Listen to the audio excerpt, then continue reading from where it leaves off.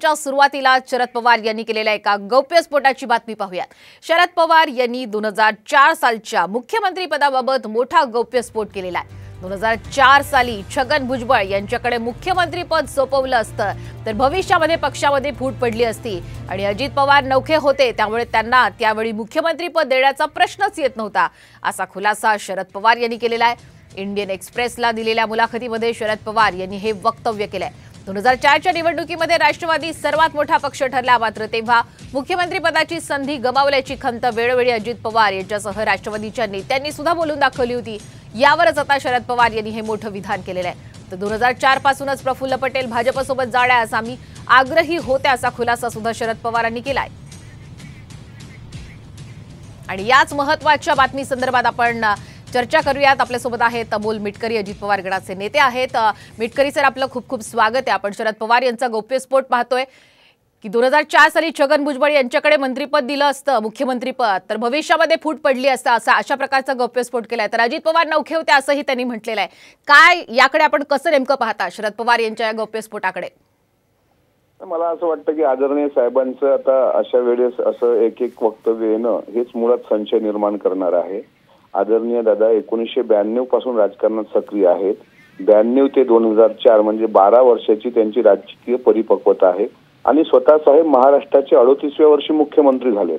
त्याच्यामुळे मोजमाप काय लावलंय म्हणजे अजितदादा त्यासाठी म्हणजे साहेबांच्या मुलाखतीत असं आलंय की बाबा अजितदादा त्यासाठी नौखे होते किंवा त्यांना अनुभव नव्हता, असं नाही। 92 पासून जर दादा राजकारणात सक्रिय साहेबांच्या सोबत होते तर त्यांना अनुभव असणं नसण्याचा प्रश्नच नव्हता।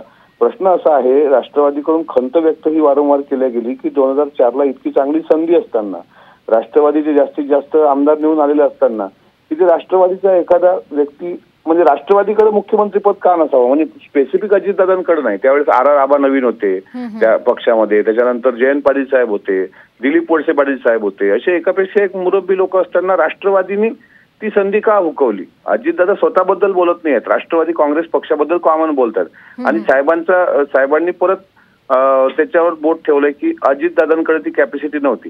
ठीक आहे, तुम्ही म्हणतात नौखे असतील, पण वळसे पाटील साहेब ते तर सिनियर होते, त्याच्यानंतर जयंत पाटील साहेब आहेत, त्यांना पण संधी मिळाली नाही, आबांना पण संधी मिळाली नाही। ही संधी पक्षाने का दवडली हा असा स्पेसिफिक प्रश्न असतो। त्यामुळे आता ऐन वेळेवर आता निवडणुकीच्या तोंडावर साहेबांच्या येत असलेल्या अशा मुलाखती जाणीवपूर्वक संभ्रम निर्माण करतायत का महाराष्ट्रामध्ये ते बघितलं पाहिजे।